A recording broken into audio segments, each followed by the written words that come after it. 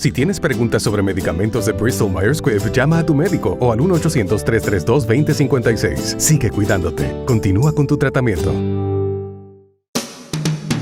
A continuación les presentamos Hablemos de Reumatología con Fundación FER, un programa de la Fundación Puertorriqueña de Enfermedades Reumáticas. Buenos días y bienvenidos a su programa Hablemos de Reumatología con Fundación FER, un programa de la Fundación Puertorriqueña de Enfermedades Reumáticas, entidad sin fines de lucro, cuya misión es aportar al bienestar general del paciente con condiciones reumáticas para que tengan una vida más saludable, activa y productiva. Mi nombre es Celso y soy la directora ejecutiva de la Fundación FER. Damos la bienvenida a todas las personas que nos están escuchando a través de las ondas de Radio Isla 1320 AM, radioisla.tv y Radio Isla Facebook Live. Gracias a Bristol Myers Squibb por traernos este programa. En la mañana de hoy tenemos al presidente de la FER, el doctor Oscar Soto-Raíces. Buenos días, doctor. Buenos días, Grisel, y buenos días a todos los que nos escuchan.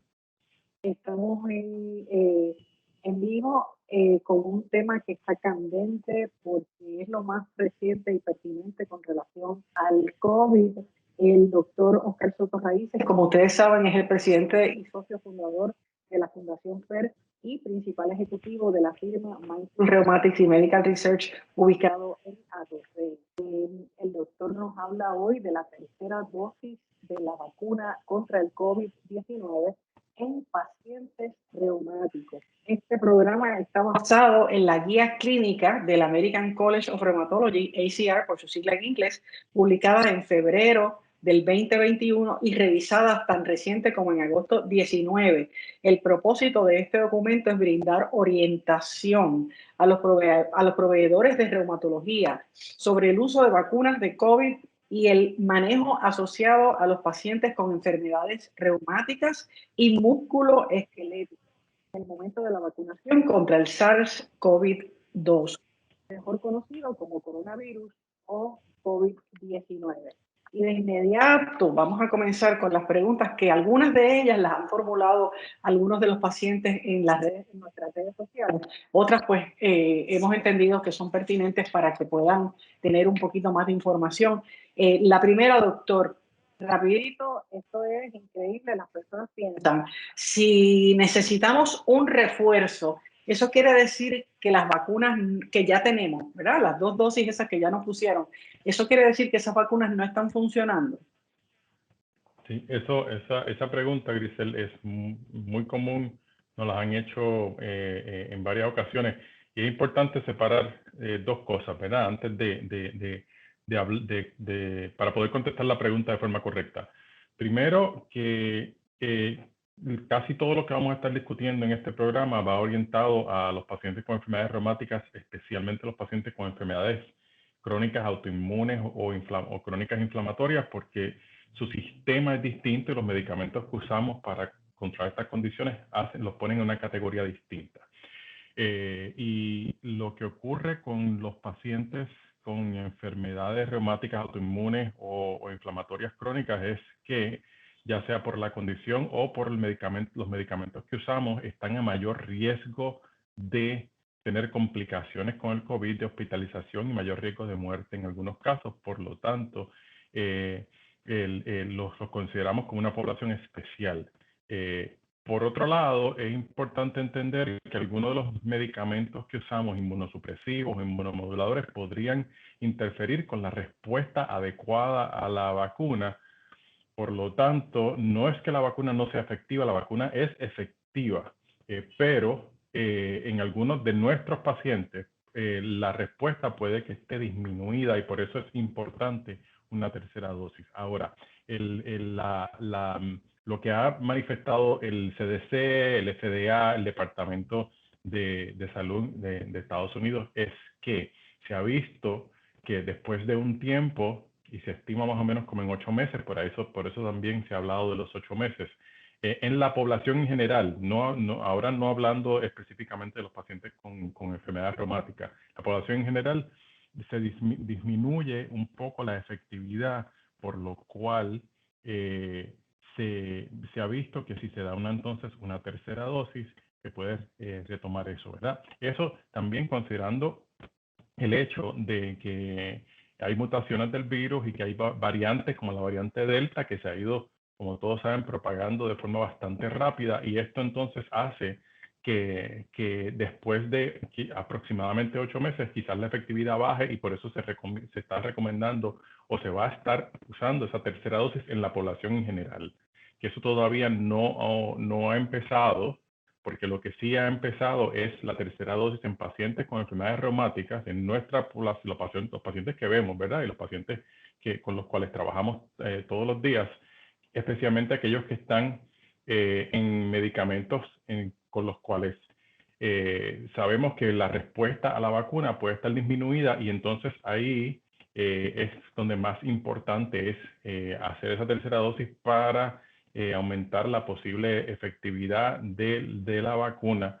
Y por eso es que esta es la población que se está vacunando ya. Y por eso es importante dar esta orientación para que la gente sepa lo que implica y lo que hay alrededor de esta tercera dosis para los pacientes con enfermedades reumáticas que están a mayor riesgo. En otras palabras, que estos pacientes reumáticos que ya se vacunaron, que estén atentos a que tienen esa vulnerabilidad, por decir así, por estar medicados con X de medicamentos. Es importante que tengan esa tercera dosis para protegerse adecuadamente, tanto del virus original como de sus variantes, ¿verdad? Así es que eso Correcto. quiere decir entonces que quién dentro de esta población, doctor, porque esta población de pacientes reumáticos es muy variada, y hay pacientes que son ¿verdad? Como usted mencionó, de enfermedades reumáticas inflamatorias, otros no. Dentro de esta población, ¿quién debería de recibir esa dosis de la tercera dosis de la vacuna? Sí, prácticamente, ¿verdad? Para tener prioridades. Exacto. Y lo que estamos, ¿verdad? Lo que vamos a estar discutiendo está basado en esas guías de la Academia de Reumatología Americana, del American College of Rheumatology, que acaban de salir esta semana, ¿verdad? Estas guías se siguen revisando y hay que tener varias cosas en contexto, ¿verdad? Primero, que esta información que va a seguir evolucionando, por eso le pedimos a todos los que nos siguen que se mantengan pendientes a toda la información que vamos a estar dando. Mientras esto cambie, lo vamos a seguir actualizando. Y lo otro que es importante es reconocer, y esto es importante también, porque nosotros tratamos muchos pacientes con distintas condiciones reumáticas, y dentro de una misma condición reumática, como por ejemplo lupus o artritis reumatoide, hay mucha variabilidad en términos de lo que el paciente expresa de su condición, cuán severa es, cuán activa está, cuán otras condiciones que tengan, como diabetes, hipertensión, asma, que tengan concurrentes. Todo eso lo tomamos en cuenta. Por eso es importante que estas cosas son unos guías generales que se publican para que el médico junto con el paciente tomen decisiones informadas, ¿verdad? Y entendiendo que la información sigue evolucionando, entendiendo que esto hay que individualizarlo para cada paciente, pero en general hablamos de que los pacientes que están en mayor riesgo son los pacientes con enfermedades crónicas autoinmunes o autoinflamatorias, como las artritis inflamatorias como lupus, artritis reumatoide, artritis psoriásica, espondilotropatía, pacientes con desorden de tejido conectivo como lupus, esclerodermia, vasculitis, especialmente pacientes que están en inmunosupresivos o inmunomoduladores, ¿verdad? Ahí entran los modificadores de condición como metrotexato, como los inhibidores de JAK, que son medicamentos por pastillas también, biológicos como los que usamos ya sea subcutáneos o por infusión, y todos esos medicamentos pueden interferir con la respuesta de la vacuna. Por eso es que hay unas guías que ya habíamos publicado y que hemos discutido sobre el cómo vacunar alrededor de estos medicamentos, cuándo detenerlos y cuándo no. Pero en general, todos los pacientes que están en estos medicamentos, incluyendo pacientes que están en esteroides, en cortisona, corticosteroides, ¿verdad? Que son equivalentes a prednisona de más de 20 miligramos al día, ¿verdad? 20 miligramos, ese es el número, 20 miligramos o más, tienen mayor riesgo de complicaciones o mayor riesgo de no tener una buena respuesta a la vacuna, y por eso es importante no solamente la tercera dosis, sino cuándo darla y cómo manejar los medicamentos alrededor de la vacunación.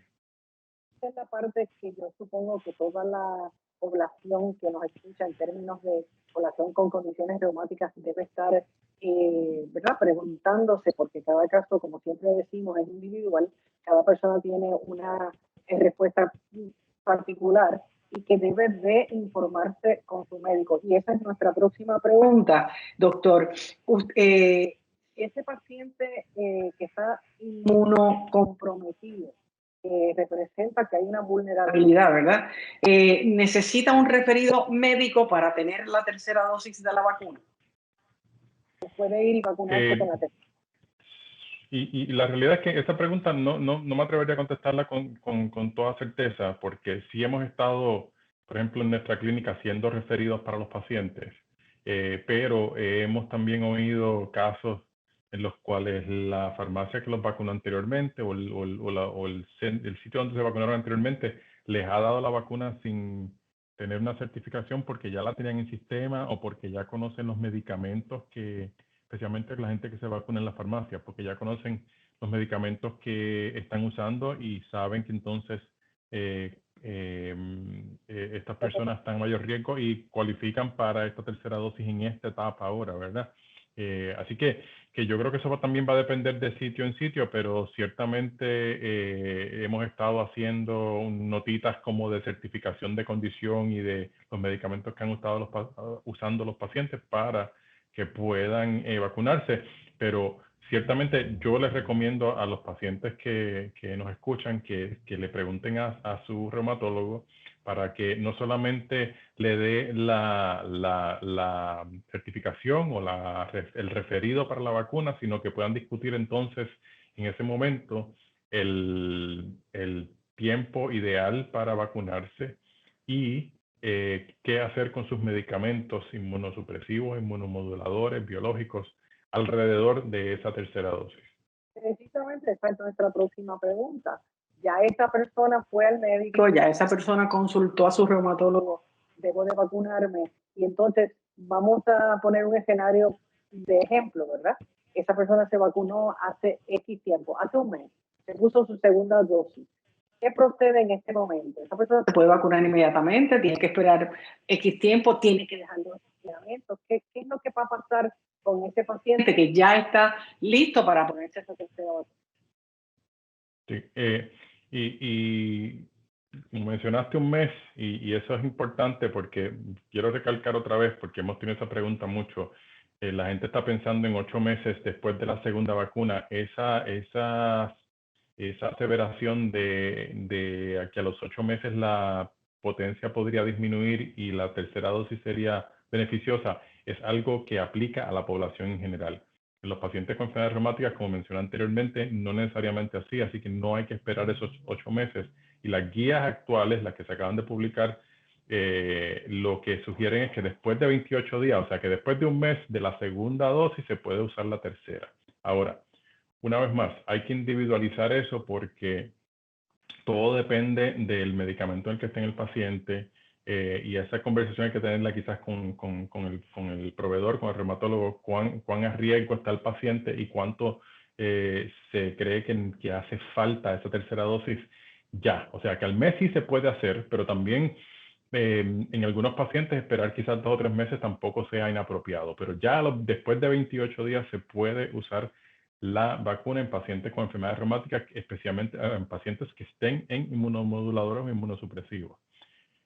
Y no todos son iguales, por eso es que todos los medicamentos que usamos son iguales, por lo tanto hay que tener en cuenta qué medicamento es y qué hacer con ellos. Las guías generales, lo que se está recomendando es que una vez se ponga esa tercera dosis o se ponga en agenda, ¿verdad? Que haya una fecha para esa tercera dosis, de la dosis de la vacuna, desde el día en que se pone la tercera dosis, se detenga el medicamento por 1 o 2 semanas, dependiendo, siempre haciendo la salvedad que depende de cuán estable o cuán activa esté la condición del paciente y si así la condición lo permite, ¿verdad? Porque hay pacientes, por ejemplo, en donde su condición está muy inestable o muy activa y dependen de ese medicamento, y quizás quitarle el medicamento por 2 semanas sea mucho, lo que haga que entonces se exacerbe la condición, y lo que también es contraproductivo, porque la condición activa, si está muy activa, también interfiere con la efectividad de la vacuna. Por lo tanto, eso siempre hay que sopesarlo, ¿verdad? Pueden ser de 1 a 2 semanas, es la recomendación en general para todos estos medicamentos que usamos, incluyendo cosas como metrotexato, para mencionar algunas de las cosas más comunes que se usan. Biológicos, ¿verdad? Como esta información es bastante reciente, no todos los biológicos se consideran iguales, así que hay unos como los bloqueadores de interleuquina 17 y 23, que quizás no haga falta de tenerlos, pero una vez más, yo sugiero que esto se consulte caso a caso. Importante de todos estos medicamentos, el que sacamos a un lado, que no aumenta la posibilidad de que la vacuna no funcione, ni que hay que detener los Plaquenil, que es un medicamento que se usa mucho. O sea que el Plaquenil lo sacamos de ese grupo. Los pacientes que están solamente en Plaquenil no tienen por qué preocuparse porque la vacuna no sea efectiva, ni por dejar el medicamento después de vacunarse. Son las recomendaciones que tenemos hasta ahora. Por otro lado, hay medicamentos que son más complicados, por ejemplo, los que interfieren con las células B, o una población en particular con las células B que tiene unos receptores que llamamos CD20, ¿verdad? Y para mencionar, rituximab es uno de ellos. Y es quizás el más importante que quisiera mencionar, porque ese medicamento sí es el que potencialmente interfiere más con la posible efectividad de la vacuna. Por lo tanto, el tiempo que se escoja para vacunar y cuando se empieza el medicamento es muy importante. Todo un medicamento que se da usualmente de cada 4 a 6 meses. Por lo tanto, hay que esperar varios meses, usualmente casi cerca de 6 meses, es la recomendación, para después de la infusión, para poner la vacuna. Y esto ¿verdad? Esto no quiere decir que si se pone antes no va necesariamente a funcionar. Estamos hablando de buscar un escenario ideal para que se maximice la efectividad, pero una vez más, aún las guías dicen que para este medicamento en particular, para rituximab, todos los pacientes que lo usan, que se usa para artritis reumatoide, se usa para vasculitis, se usa en algunos casos, para pacientes con lupus también, es importante que lo discutan con su reumatólogo antes de tomar la decisión de vacunarse, para que esa tercera dosis sea efectiva. Doctor, algunos pacientes se han acercado a través de nuestras redes sociales y han hecho una pregunta que posiblemente pues nos preguntamos todos, ¿verdad?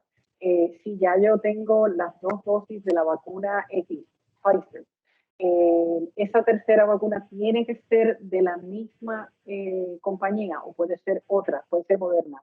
Entonces, Sí. o sea, es una duda que tienen algunas personas. ¿Tiene que ser de la misma compañía? Sí, preferiblemente, ¿verdad? Y también aclaro que las recomendaciones, las guías nos dicen que la recomendación actual para los pacientes con enfermedades reumáticas en estos medicamentos es que se prefiera una de las 2 vacunas de mRNA, la de Pfizer o de Moderna, sobre la de Janssen. Y si ya se han puesto, por ejemplo, la de Pfizer, las primeras 2 dosis, idealmente debería ser la tercera dosis con la de Pfizer, igual si es Moderna, la tercera dosis con la de Moderna. En caso de que no se pueda hacer de esa forma porque la vacuna no esté disponible, que no es nuestra situación actual, pero si ocurriese ese escenario, se podría usar otra vacuna. También se ha hablado de los pacientes que se han puesto la de Janssen, se podrían poner una segunda dosis con una de las de mRNA como Pfizer o Moderna, aunque esa información va a estar cambiando porque esta semana apenas acaba de salir información nueva sobre una segunda dosis de Janssen, aumentando la efectividad de esa primera. Por lo tanto, quizás estas recomendaciones muy pronto van a cambiar para que entonces exista una segunda dosis de la de Janssen, pero por lo general nuestros pacientes se han vacunado con las vacunas de mRNA, ya sea Pfizer y Moderna, y deberían tratar de ponerse el mismo tipo de vacuna para la tercera dosis. Doctor, antes de que continuemos, quiero informar a las personas que nos escuchan que estamos en la mañana de hoy discutiendo un importante tema que está muy, pero muy relevante en este momento, y es la posibilidad de la vacunación, de la tercera dosis de la vacunación contra el COVID-19 en pacientes reumáticos, con el doctor Oscar Soto Raíces, presidente y socio fundador de la Fundación FER, Fundación de Enfermedades Reumáticas. Como ustedes saben, este programa, una vez que terminemos en la mañana de hoy, estará disponible para que ustedes puedan compartirlo, repasarlo, volverlo a escuchar. Está en la página de Facebook de la Fundación. Estará desde el lunes en adelante en la página web de Fundación FER, www.fundacionfer.org, en donde encuentran todos nuestros programas que hemos emitido desde los últimos 5 años, y en YouTube, en la página de YouTube de la Fundación, en donde también encuentras el evento completo de Reuma Expo Internacional 2021, en donde se habla de todas las condiciones reumáticas, de todo lo más reciente para los pacientes de condiciones reumáticas, y que lo puedes accesar en cualquier momento. Lo puedes ver por segmentos, lo puedes ver completo. Está ahí para ustedes, para que se eduquen y para que nuestra misión se complete aportando al beneficio de los pacientes con condiciones reumáticas. Doctor, ya tenemos entonces un poco más claro el cómo estos pacientes con condiciones reumáticas que tienen una cierta vulnerabilidad diferente al resto de la población y que necesitan posiblemente tener esa protección adicional, ya sabemos que deberían de tener unas ciertas directrices, y que no me canso de recordarles que todos los días esta información cambia y que puede ser diferente, así que es importantísimo la responsabilidad del paciente de mantenerse informado.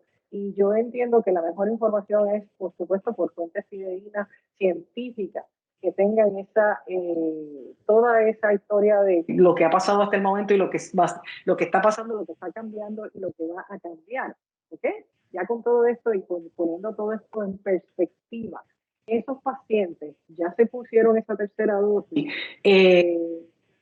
Necesito entonces, doctor, después de esa tercera dosis, todavía necesito seguir protegiéndome con la mascarilla, con el lavado de manos, con el distanciamiento. ¿Cómo ocurre esto?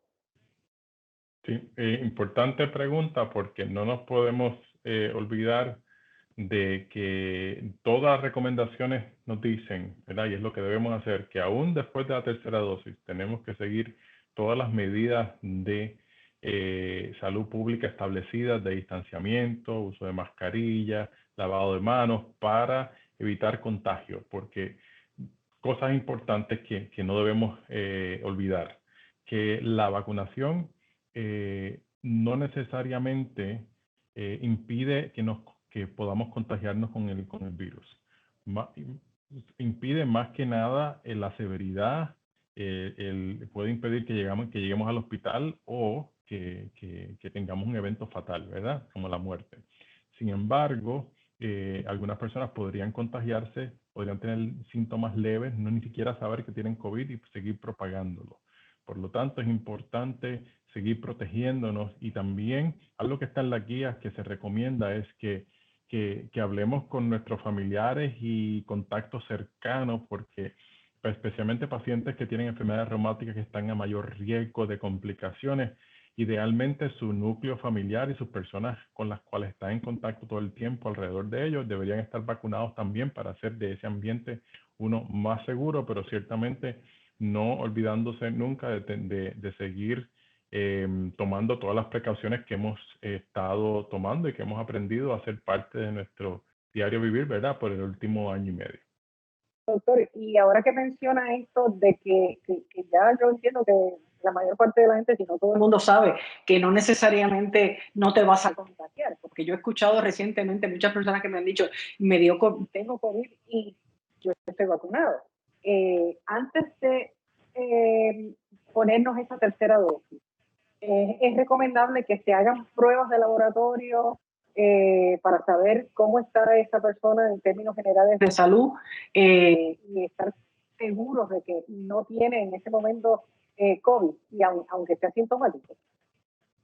Es importantísima pregunta porque no las hacen todo el tiempo. Primero, y lo voy a dividir en dos. Primero, si alguien tiene, antes de esa tercera dosis, si alguien tiene síntomas o sospecha o ha estado expuesto a alguien con positivo a COVID, sí es importante hacer pruebas para estar seguro que el paciente no está infectado, o sea, que no está contagiado con COVID en ese momento, aunque los síntomas quizás no sean muchos, porque eso podría pasar. Ahora, en pacientes que no han estado en contacto con alguien con COVID o positivos a COVID, o pacientes que no tengan síntomas, hacer pruebas, ¿verdad? Para medir anticuerpos, para medir el spike protein, que es algo que también los pacientes han estado leyendo en las redes y preguntando y pidiendo. Ninguna de esas pruebas inmunológicas para medir son recomendadas, ¿verdad? Y estas son las recomendaciones que tenemos hasta el momento y acaban de salir como parte de estas guías también. No se recomienda ninguna de estas pruebas de anticuerpos o las pruebas de spike protein para medir efectividad de la vacuna, de las dos previas o de la tercera vacuna, o para tomar decisiones en cuanto a si el paciente se debe vacunar o no. Por lo tanto, porque estas pruebas se diseñaron para medir anticuerpos en personas con COVID activo o que han sido expuestos al COVID o que han sido infectados con COVID. No se crearon para medir necesariamente, las que tenemos comercialmente disponibles, no son las mejores pruebas para medir efectividad de la vacuna. Por lo tanto, si hay síntomas o sospechas, sí se debe consultar con el médico si se debe hacer una prueba o no. Pero para medir efectividad de vacuna no tenemos no están recomendadas. En otras palabras, que si por ejemplo, una preocupación y esta pues se me ocurre, que a lo mejor esta persona decide que se va a vacunar sin consultar, sin ir al médico, sí, porque ya pues me llamaron de la farmacia y me puse mi tercera dosis. Y si esa persona es una persona que está sintomática de COVID, pero tiene COVID, ¿eso puede afectar la efectividad de la vacuna? ¿Va a esa persona le va a proteger a las demás de que lo contagien? ¿Cómo funcionaría eso? Porque ese escenario la realidad es que sí, podría ocurrir y uno esperaría que fuese que no ocurriese o que fuese muy poco. Pero la realidad es que si la persona se vacuna en ese contexto, o sea, mientras tiene una enfermedad activa, pues la vacuna la está perdiendo, ¿verdad? En otras palabras, la vacuna no va a hacer efecto. Una persona que está expuesta a COVID o que recientemente se expuso a COVID y se contagió, usualmente esperamos 3 meses después para vacunarla, porque eso ya, primero, el estar expuesto a la condición, y cuando el paciente se recupera ya desarrolla cierta protección, cierta inmunidad en contra del virus, porque ya el sistema inmune lo combatió. Y por lo tanto, en ese sentido, está básicamente protegido por un tiempo. Por eso entonces, añadirle la vacuna ni añade nada positivo y ciertamente quizás se pierde el efecto deseado. Por eso es importante esperar un tiempo si eso ocurriese y luego entonces ponerse la vacuna. Bueno, doctor, como siempre nos traiciona el tiempo, pero creo que ha sido importantísimo toda la información que hemos llevado a nuestra audiencia en la mañana de hoy. En caso de que surjan cosas nuevas, pues nos volverán a ver aquí nuevamente dándoles esa información, porque esa es nuestra responsabilidad y para eso tenemos este programa, para educar e informar a los pacientes y a la comunidad en general. Así es que damos las gracias nuevamente a Bristol Myers Squibb por traer este programa. Ajá, doctor, dígame. ¿Qué se queda? Y perdóname, antes que nos vayamos, importante porque esto se ha vuelto un tema muy controversial esta semana y han pasado muchas cosas y se ha visto mucho en la prensa, en los medios, en las redes. A todos los que nos siguen, por favor, buscar información confiable en las páginas del CDC, en las páginas del FDA, en las páginas del WHO, la Organización Mundial de la Salud. Nos pueden seguir, nos pueden enviar las preguntas, ¿verdad, Grisel?, a través de las redes y nosotros vamos a seguir o haciendo programas o contestándolas en las redes de la manera que se nos haga posible para mantenerlos al día, pero les exhorto a que busquen información confiable. Eso es correcto. Gracias, doctor, por recordarnos eso tan y tan importante, porque no es como que voy a googlearlo y ya eso es lo que hay. Así es que muchísimas gracias nuevamente, doctor, por estar con nosotros y a ustedes por sintonizarnos todos los sábados. Los esperamos el próximo sábado a las 8:30. Mi nombre es Grisel Lugo. Que tengan un excelente día. Gracias.